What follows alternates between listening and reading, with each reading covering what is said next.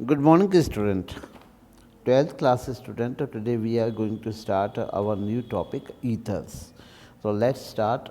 Ethers are the compound with the general formula CnH2nO. तो जो बच्चों ईथर हैं इनका जो जनरल फार्मूला होता है वो CnH2n+O होता है। इनका जो फार्मूला होता है वो मोनोहाइड्रिक अल्कोहल के सेम होता है, अर्थात हम लोग कह सकते हैं कि जो जो ईथर्स होते हैं वो मोनोहाइड्रिक अल्कोहल से आइसोमेरिज्म शो करते हैं। These are represented general formula ROR जो होते हैं। यहाँ जो ईथर्स होते हैं इनको हम जनरली ROR डैश और ROR के रूप में भी लिख सकते हैं। The group are the either may be same और मे बी डिफरेंट। तो जो एल्किल ग्रुप है वो आपका सेम भी हो सकता है, डिफरेंट भी हो सकता है। In case of these groups are same as compound are known as simple ether and symmetrical ether. अगर आपका दोनों जो एल्किल ग्रुप हैं अर्थात ROR अगर सेम है तो इनको हम लोग सिंपल ईथर या फिर हम लोग सिमेट्रिकल ईथर भी कह सकते हैं। On the other hand, if R and R are the different, then they are called mixed or unsymmetrical. अगर हमारा जो ईथर है वो ROR डैश डिफरेंट है तो इस प्रकार के ईथर को हम अनसिमेट्रिकल ईथर या फिर हम लोग मिक्स्ड ईथर भी कह सकते हैं। तो नॉमिनोक्लेचर में हम लोग इसको एक एल्कोक्सी एल्केन के नाम से इसको प्रोनाउंस करते हैं। चलिए हम लोग देखते हैं structure of ether.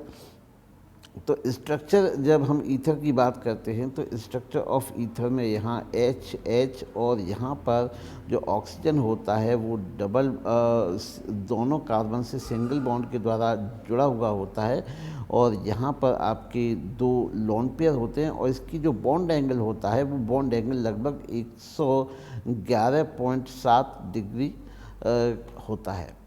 Preparation of the ether.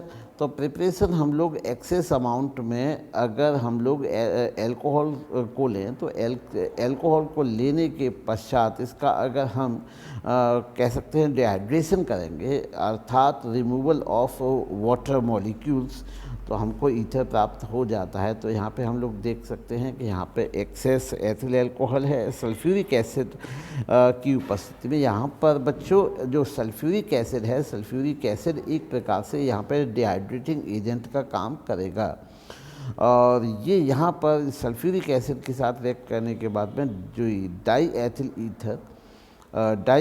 Ethyl ether की प्रिपेयर होती है। और अगर मैं कहूँ तो ये बच्चों ये जो ईथर होगा ये एक प्रकार से C2H5OH डैश O C2H5OH ये एक सिमेट्रिकल ईथर कहलाएगा। The method of suitable for the preparation of ether having primary alkyl groups only.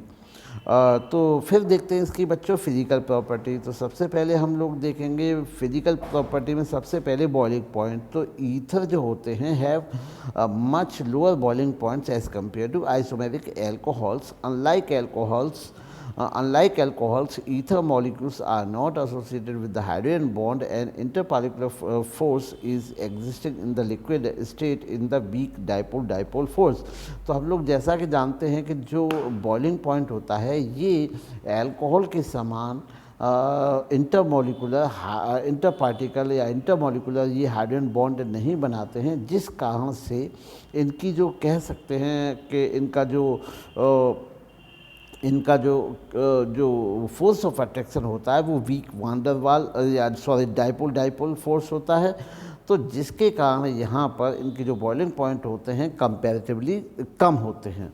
अगर हम बात करें सॉल्युबिलिटी की तो ये जैसे हम लोग इस स्ट्रक्चर में देख सकते हैं वाटर मॉलिक्यूल्स के साथ हाइड्रोजन बॉन्ड बनाते हैं। ये आपके दो वाटर मॉलिक्यूल हैं H2O। तो इस प्रकार से वाटर मॉलिक्यूल्स के साथ हाइड्रोजन बॉन्ड बनाते हैं जिस कारण ये कह सकते हैं कि ये वाटर में सॉल्युबल होते हैं। तो the solubility of the ether is comparable to those corresponding alcohol.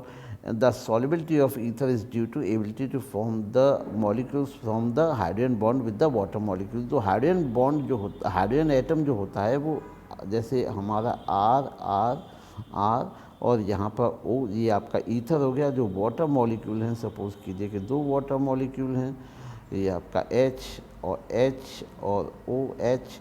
तो यहाँ पर इसके साथ ही हाइड्रोजन बॉन्ड की फॉर्मेशन करता है, जिसके कारण ये जो ईथर होते हैं पानी में डिज़ोल्व हो जाते हैं। तो ये था बच्चों ईथर का एक आपका फर्स्ट वीडियो, जिसमें हम लोगों ने ईथर की स्ट्रक्चर, ईथर की physical property, how to prepare ether के बारे में सीखा। उम्मीद है बच्चों को ये वीडियो पसंद आएगा।